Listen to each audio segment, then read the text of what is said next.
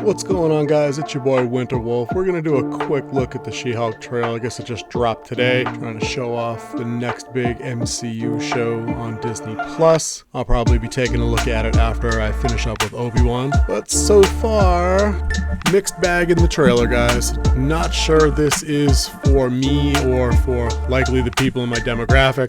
But if Disney is gonna try something new, and by Disney I mean the MCU obviously, if they're gonna try something new tone-wise here, and they're going to aim a show at a demographic that's definitely not males between 18 and 50, you know, just like Ms. Marvel, if they're going to try and run a show aimed at a lower demographic there, you know, female demographic younger, if this show is for college age girls or teen girls or something like that, and the tone's a little different and gets all rom-com and campy, I don't begrudge them that opportunity. That show has every right to exist. That's fine. The question will be how woke Fem-She-U decides to go. I'm not sure we can tell that by the trailer that I just saw. I mean, outside of some dodgy CGI with the She-Hulk itself, tonally it just looks like it's kind of going to be like any old episode of Sex and the City. That's my take from what I saw.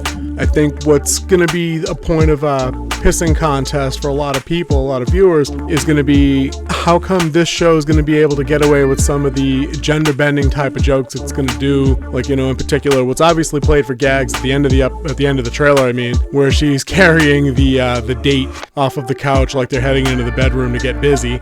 That scene doesn't happen in a male-led show anymore. You know, the male lead isn't allowed to sweep the female off her feet like that. So I get that they're playing it for gags here, but I'm not sure that we ever get that in a male show like we might have, you know, 15, maybe even like 10, 15 years ago. You know, I also don't think that a couple of these scenes that we're getting here in the trailer, like when she's making googly eyes at the guy she's swiping right on in the dating app, I don't think we get to see a male lead look up and down some eye candy for himself at this point. But anyways, a little information that we dug up on the She-Hulk for those of you that might not have known the show is coming through. It's being head up by Tatiana Maslany. She's stepping in as the She-Hulk character in Jen Walters. She's an Emmy Award winner for Orphan Black. That bodes well. That show did reasonably well back in 2013, I think it was. Has a little bit of an online cult following. So that's off to a good start there. Villains that we saw in the trailer in that quick minute and 30 second, we got a few actually. We got Jamila Jamil as Titania. I guess that's a villain dating back to the 80s Secret Wars event that they had. She's evolved into a little bit more of an anti-hero over time, but it's nice that she's a standout She-Hulk villain from back in the day, so it's cool to see her get some screen time here. She's more or less She-Hulk with top-flight street fighting skills. There are no heat lasers coming from her eyes in the iteration that I'm aware of. No time or reality warping abilities, no flight abilities, nothing like that. Just a brawler. We get a quick look at the Abomination. Redesigned as he was in the Shang-Chi, so that's cool to see him back. Looks pretty imposing, digging the amphibious look that he's kind of evolved. We got a very quick look at Frogman making his debut in the MCU, and hopefully that is Eugene Patillo as the teen version and not as the older version that his father portrayed. Hopefully he gets his clumsy on, and given the tone that I saw in the trailer here, looks like that's probably the case. I'm guessing this show is going to play a lot of things for laughs.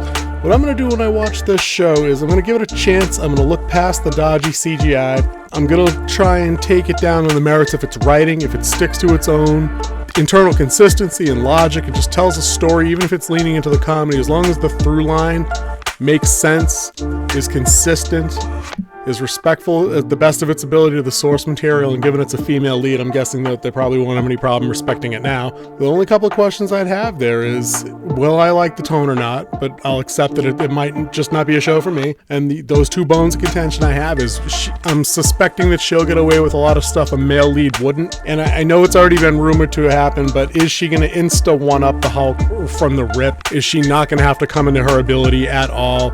Is there nothing he'll be able to teach her without somebody reeing about how, you know, a male character can't teach a female character, and, you know, she can't derive any power or talent or ability learning from a male? If it gets into any of that stuff, the show is going to be dead in the water. But right now, off the rip for a minute and 30 trailer, I think it's at least intriguing. If I'm looking for a laugh in a couple of months, I'm going to be sure to check it out. Let me know what you guys think in the comments below. Do you think She-Hulk is going to live up to some expectations, or is it going to live exactly up to expectations, rather? But that's it for Winter Wolf's Den, guys. I'm going to take off. I'll see you guys in the next one.